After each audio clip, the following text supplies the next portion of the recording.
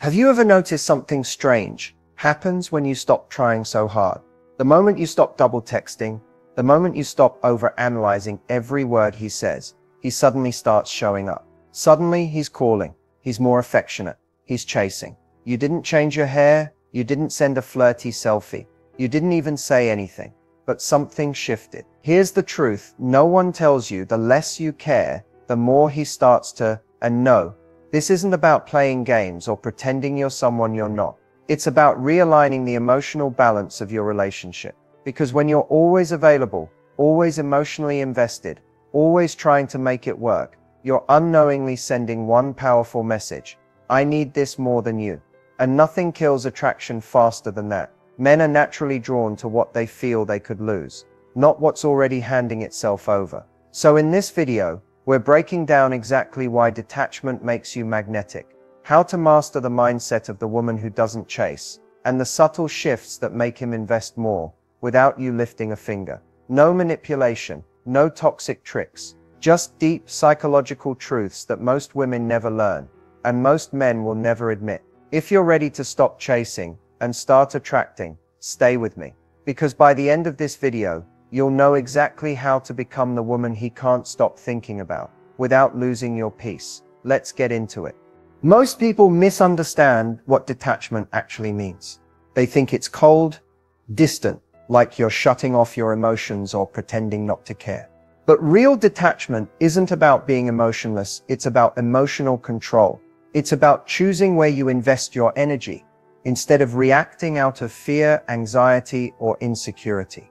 When you're emotionally detached in a healthy way, you're no longer driven by the need for validation. You're not waiting for a text to feel good about yourself. You're not obsessing over what he meant when he said we'll see.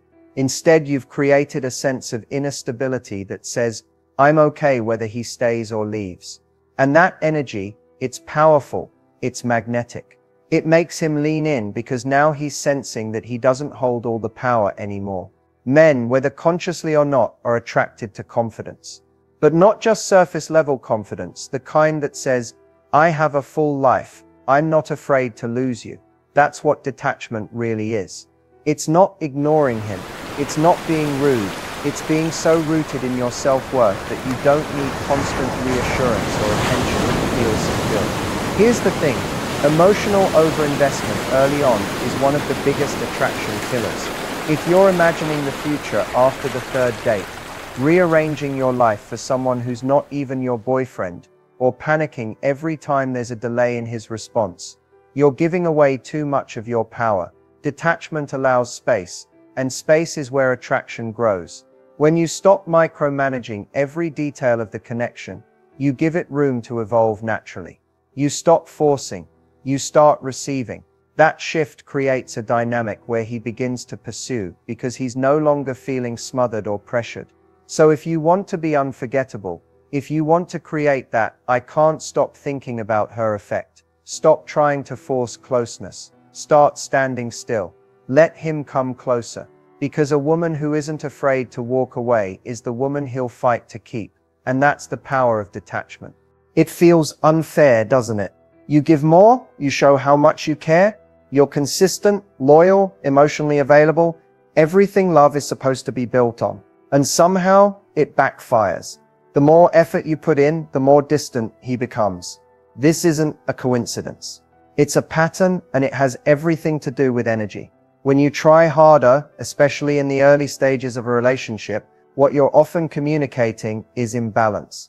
You're giving more than you're receiving. You're moving faster than he is emotionally. And while your intention may be pure, to connect, to show love, to make things work, the effect is the opposite.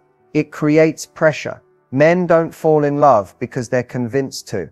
They fall in love in the space you allow, not in the effort you force. So when you start doing the emotional heavy lifting, initiating all the conversations, planning all the meetups, constantly checking in, it can feel suffocating, even if it's coming from a good place. Here's what most women don't realize. When you try harder, you're not just expressing interest. You're often trying to secure an outcome. You're trying to avoid rejection, avoid uncertainty, avoid the unknown. But in doing that, you start chasing. And when you chase, It changes the entire dynamic. He no longer feels like he's choosing you freely. He feels like he's being pulled towards something he's not sure he's ready for. And that's when he pulls away, not because you're not enough, but because the natural rhythm of connection has been disrupted.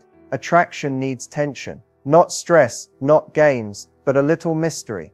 A little space to wonder, does she need me as much as I thought? That's what keeps him curious. That's what keeps him invested. So if you feel him pulling away, stop trying harder to fix it. Step back, recenter, let him come to you. Because if a man is truly interested, he'll show up. And if he doesn't, you've just made space for someone who will. Trying harder doesn't lead to love. Being in your power does. Let's talk about something most women feel but rarely understand: the chase. Why is it that when you're all in, he backs off, but when you pull away, he suddenly becomes interested again? Is it just a game? Is he immature? Is he manipulating you? Not necessarily. What you're witnessing is the psychology of the chase, and it's wired into human behavior, not just romantic relationships. Attraction thrives in a space where there's just enough uncertainty to keep the other person curious, not confused, not emotionally exhausted, but intrigued. When a man feels like he has to work a little, figure you out, earn your attention, he values it more. The effort he puts in becomes part of the bond he's building. Think about it this way. We place more value on what we choose than what we're handed. It's the difference between something we've earned and something we've just stumbled into. When a man is allowed to chase, to invest time, energy, thought, he starts to see you as a woman worth pursuing. Not because you're withholding, but because you're not throwing yourself at him without reason. The key to understanding this dynamic is recognizing that men often connect through doing, while women connect through feeling. So when you're emotionally giving everything up front, vulnerability, access, time, commitment, without him having done much to earn it, he may feel something's off. Subconsciously, he may not even trust the depth of what you're offering because he didn't work for it. It's not about manipulation, it's about rhythm. Healthy relationships are a dance.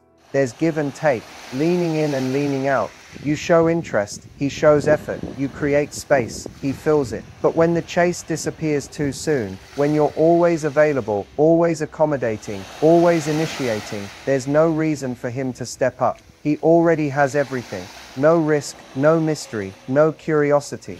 This is why detachment is so powerful. When you're not rushing to lock him in, when you're focused on your own energy, your own life, your own goals, you naturally create that space. You become the woman who lets him wonder, lets him pursue, and most importantly, lets him choose. And when he chooses you of his own free will, not because you pushed, but because he felt compelled to, that's when the connection becomes real. So if you've ever felt like men only show interest when you stop caring, it's not because you did something wrong when you cared.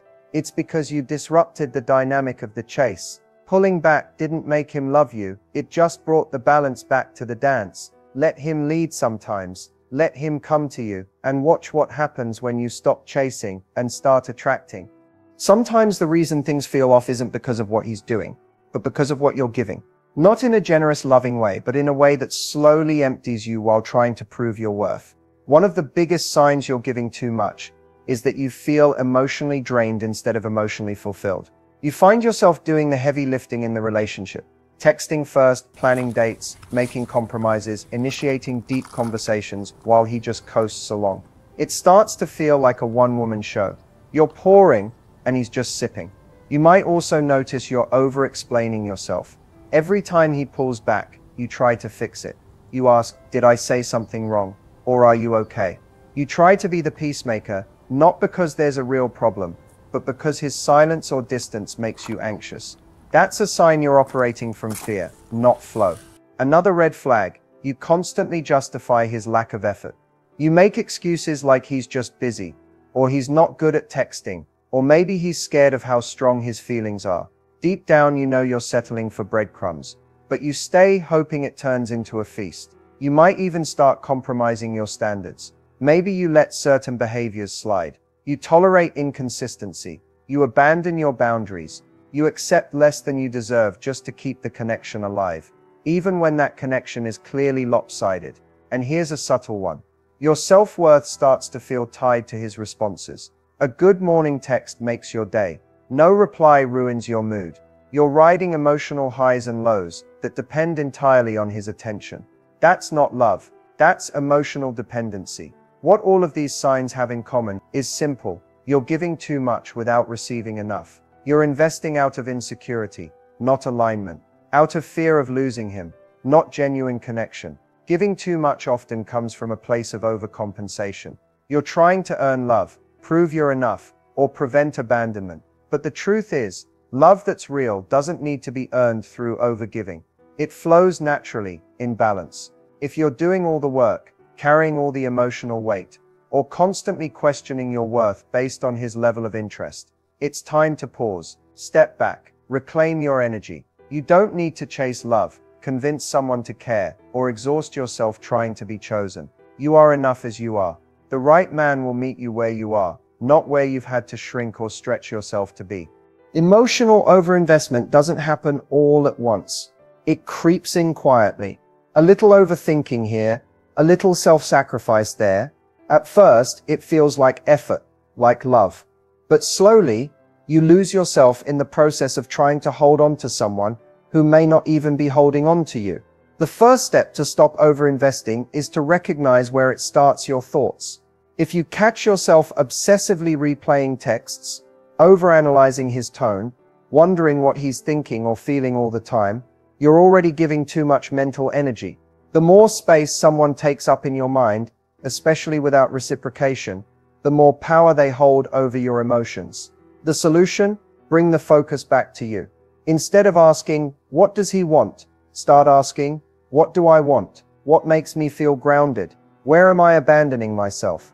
This simple shift in focus recenters your emotional energy and puts you back in control. Second, observe your behavior.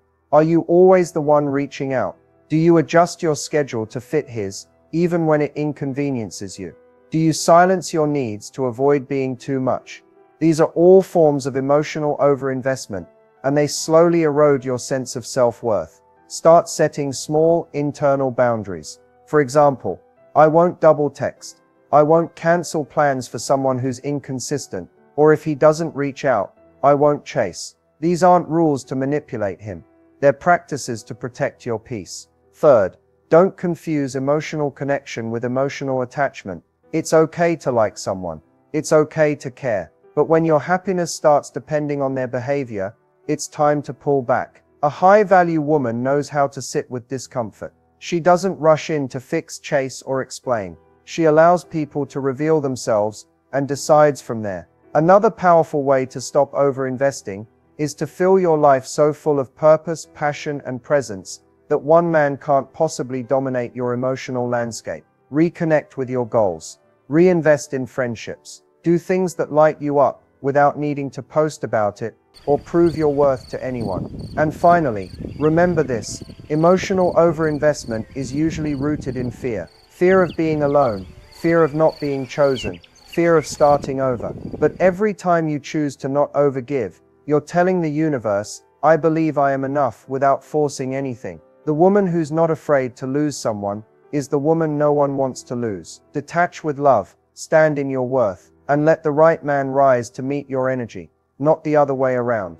There's a quiet power to a high-value woman, and it has nothing to do with looks, money, or playing hard to get. It's something you feel when she walks into a room. It's in how she moves, how she speaks, and most importantly, how she chooses. She doesn't chase love, she attracts it by being deeply rooted in who she is. What sets her apart is not that she never feels insecure or never gets attached. It's that she knows how to regulate her emotions without abandoning herself. She doesn't need a man to validate her worth, because she validates herself first. High-value women don't over-explain. They don't try to convince someone to stay. They don't perform or overextend just to be liked. Why? Because they know that true connection can't be forced, and they're not afraid to lose what isn't aligned. She doesn't beg for attention.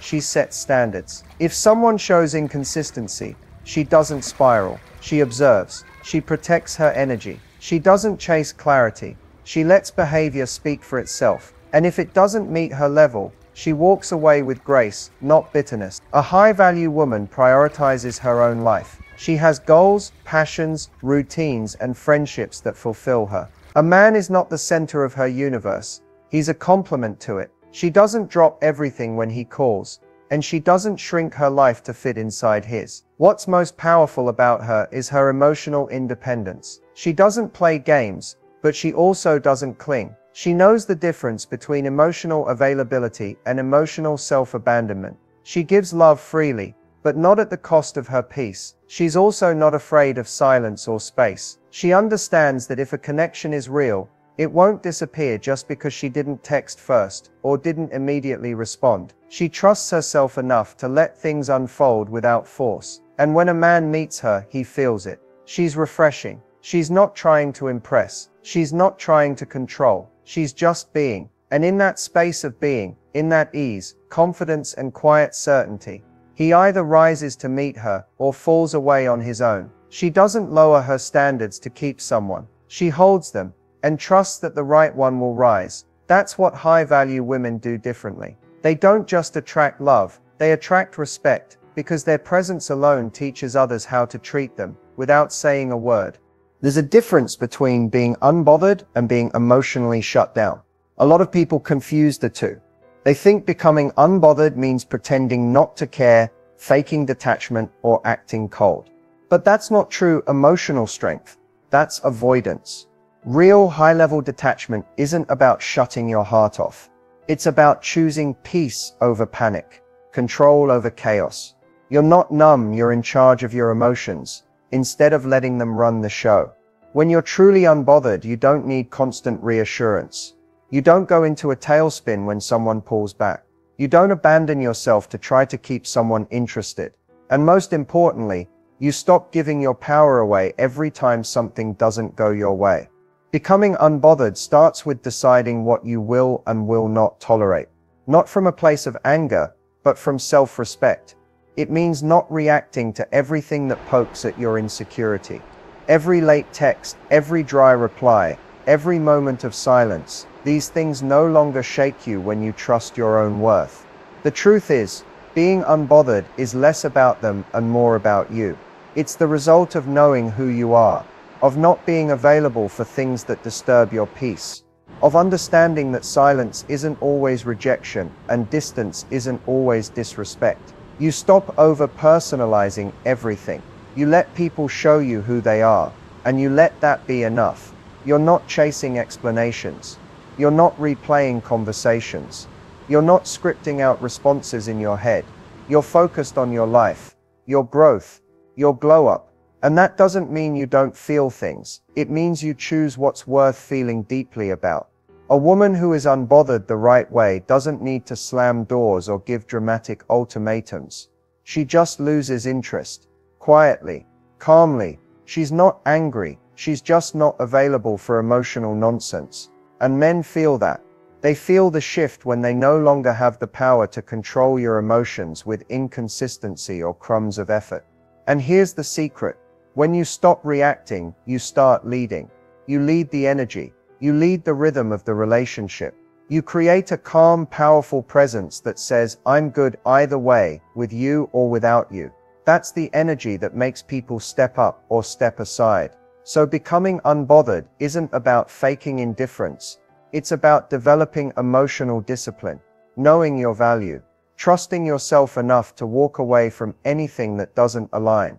And once you learn how to live from that place, you'll realize how little you ever needed to prove in the first place. Creating mystery isn't about withholding affection, pretending you're too busy, or acting like you don't care when you do.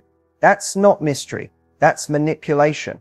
And anyone emotionally intelligent will see right through it. Real mystery isn't something you fake. It's something that naturally happens when you live a full, grounded, intentional life that doesn't revolve around a man. When you have boundaries, when you don't rush to overshare, when you don't give access just because someone showed interest. The truth is, mystery is less about what you say and more about what you don't feel the need to explain. A woman who doesn't overexpose every thought, every fear, every detail of her past, not because she's hiding something, but because she understands the value of time, trust, and emotional pacing, will always be intriguing. She doesn't try to control how she's perceived. She doesn't need to constantly post about her life for validation. She's not afraid of being seen, but she's also not obsessed with being understood right away, and that makes people want to know more. When you create mystery the right way, you invite a man to lean in, to ask questions, to wonder about your world, and because you're not chasing or oversharing, he gets to earn access, not all at once, but layer by layer, which builds tension, trust, and attraction in a way that feels real. This doesn't mean playing hard to get or being emotionally distant. You can still be warm, kind, and emotionally available.